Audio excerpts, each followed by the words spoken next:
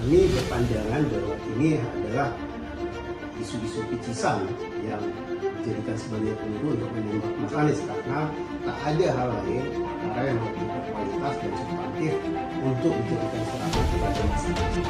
Sebenarnya perkara ini sudah direspon oleh Sudirman Said selaku tim Mas Anies yang mengetahui persis soal tersebut, bahwa dana itu digunakan untuk biaya operasional politik kewenangan pada Mas Anies untuk jika untuk digunakan maka itu tidak integritas. Kontestasi sudah selesai, kan berarti tersebut sudah beres. Pak Fadlizon yang disebut-sebut menulis perjanjian mengakui adanya perjanjian tersebut. Pak Fadlizon bilang ada 7 poin, tetapi semua urusan pilkada. Tidak ada yang terkait dengan Pilpres 2024. Bu, tidak usah ditutup-tutupi, buka saja. Apalagi jika sudah selesai. Pak Anies Baswedan juga sudah meletakkan jabatannya sebagai Gubernur DKI Jakarta. Masa tidak mau menjelaskan ke masyarakat? Kalau hanya terbatas pada pilkada, kenapa Pak Sandiaga mengulang-ulang terus soal pinjaman perjanjian itu? Jadi kalau ada orang yang berpikir bahwa ini pencitraan, bahwa Anies itu bersih, nggak korupsi karena dia terbukti masih punya utang dan sebagainya, itu sekali lagi nggak logis gitu. Dan selain itu, apa kepentingan Erwin Aksa sebagai wakil ketua umum Partai Golkar untuk menyelamatkan Anies? Apa untungnya? Apa kepentingannya? Nggak ada gitu.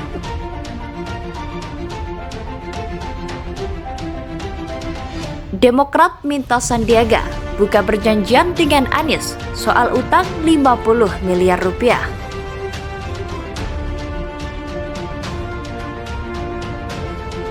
Merespon pernyataan Bang Erwin Aksa terkait tudingan bahwa Mas Anies berutang sebesar 50 miliar kepada Bang Sandi, sebaiknya Bang Sandi meminta maka dari Mas Sandi agar tapi dia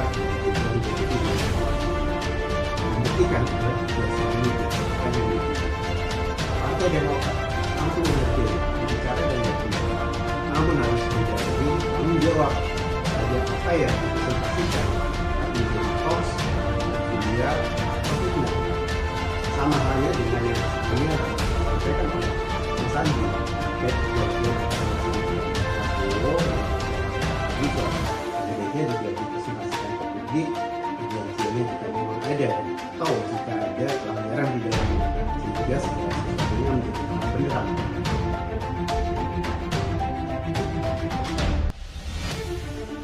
Partai Demokrat merespon isu bakal capres Nasdem, yakni Anies Baswedan, yang disebut berutang ke mantan paslonnya di Pilkada DKI, yakni Sandiaga Uno, mencapai 50 miliar rupiah. Diketahui hal ini mencuat usai diceritakan oleh ex-tim ses Anies Sandi di Pilkada DKI 2017, sekaligus Waketum Golkar, yakni Erwin Aksa. Deputi Bapilo Demokrat, Kamhar Lakumani, mempersilahkan Sandiaga untuk membuka fakta atas apa yang disampaikan Erwin Aksa itu. Dia berbicara membuktikan merupakan tugas yang menuduh. Benar atau tidaknya apa yang disampaikan Bang Erwin Aksa? Silahkan tanyakan langsung ke Mas Sandi saja untuk membuka faktanya.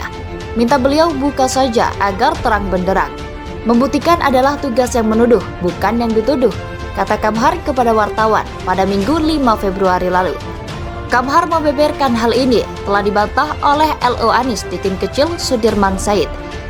Kamhar mengatakan Sudirman menerangkan ketika Pilgub itu dimenangkan, maka tak lagi menjadi perjanjian utang piutang. Namun ini sudah dibantah Pak Sudirman Said bahwa ketika Pilgub dimenangkan, maka itu tak menjadi utang piutang, ujarnya. Kamhar mewanti-wanti jangan sampai hal ini menjadi isu liar yang tak kunjung dibuktikan. Kami dari Demokrat sangat menghormati pendapat dan hak bicara setiap orang, tapi harus bisa dipertanggungjawabkan. Jangan malah jadi isu liar yang tak kunjung dibuktikan, ujarnya. Kamhar lalu mengungkit soal perjanjian antara Anies dengan Prabowo Subianto yang sebelumnya diungkap oleh Sandiaga. Dia mempertanyakan alasan Fadlizon yang disebut-sebut mengetahui detail soal perjanjian tersebut tidak membukanya ke publik.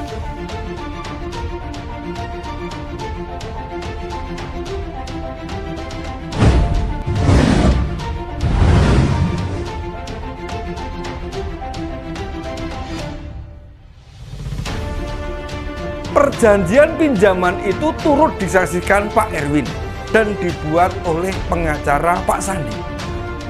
Nama pengacara Pak Rikrik Rizkiana yang lumayan membuat kita berpikir kenapa Pak Sandi tidak cerita tentang pinjaman dana 50 miliar waktu Pilgub ya.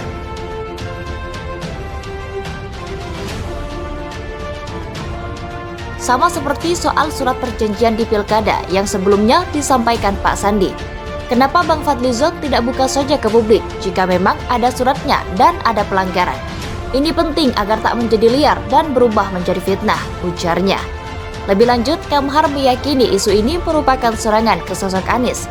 Kami yakin ini hanya serangan biasa yang dilancarkan, karena tak ada hal substansi lain yang lebih berkualitas yang bisa diserang dari sosok Mas Anies Baswedan, pungkasnya. Diungkap Erwin Aksa. Diberitakan sebelumnya, Erwin Aksa menceritakan ada perjanjian utang piutang antara mantan paslon di Pilkada DKI 2017, Anies dan Sandiaga. Erwin Aksa mengatakan Anies menekan surat meminjam uang mencapai 50 miliar rupiah dalam perjanjian dengan Sandiaga. Erwin Aksa, pendukung duet Anies Sandi di Pilkada DKI lalu, menceritakan uang tersebut dibutuhkan agar roda logistik lancar dalam memenangkan Pilgub DKI 2017. Erwin mengatakan surat perjanjian utang piutang ini disusun oleh Rikrik Rizkiana, pengacara Sandiaga saat itu. Itu memang waktu putaran pertama ya, logistik jadi susah. Jadi ya yang punya logistik kan Sandi kan banyak saham, likuiditas bagus dan sebagainya. Ya ada perjanjian satu lagi, yang saya kira itu yang ada di Pak Rikrik itu, ujar Erwin dalam wawancara di akun YouTube Akbar Faizal. Dikonfirmasi pada Minggu 5 Februari lalu, Erwin Aksa mengizinkan pernyataannya dikutip. Erwin mengungkapkan isi perjanjian itu. Menurutnya surat itu berisi perjanjian Anies yang meminjam uang kepada Sandiaga. Intinya kalau tidak salah, itu perjanjian utang piutang barangkali ya. Ya pasti yang punya duit memberikan utang kepada yang tidak punya duit, kira-kira begitu. Karena yang punya likuiditas itu Pak Sandi, kemudian memberikan pinjaman kepada Pak Anies, ujarnya. Menurut Erwin, situasi logistik saat putaran pertama Pilkada DKI 2017 masih cenderung sulit. Dia menyebut nominal utangnya mencapai 50 miliar rupiah. Karena waktu itu putaran pertama kan, ya namanya juga lagi tertatih-tatih kan waktu itu. Jadi kira-kira begitu. Yang itu saya lihat, dan itu ada di Pak Rikrik. Nilainya berapa? Ya 50 miliar rupiah barangkali. Saya kira belum barangkali ya, ujar dia. Di wawancara terpisah, Erwin mengatakan dirinya hanya melihat perjanjian itu. Dia mengatakan surat terkait perjanjian utang piutang itu ada di tangan Rikrik. Saya hanya melihat, yang megang semuanya lawyernya Pak Sandi, namanya Pak Rikrik, kata Erwin Aksa saat dihubungi. Bukan hanya mengetahui, yang menyimpan perjanjiannya ya Pak Rikrik itu. Saya cuma melihat saja. Saya juga nggak ngerti kok ada perjanjian itu, imbuhnya. Erwin mengaku tak tahu menahu kelanjutan dari perjanjian utang piutang itu pada saat ini. Iya, waktu itu saya lihat sih segitu. Saya nggak tahu kalau sekarang. Nggak tahu kalau itu masih berlangsung atau tidak, ujarnya.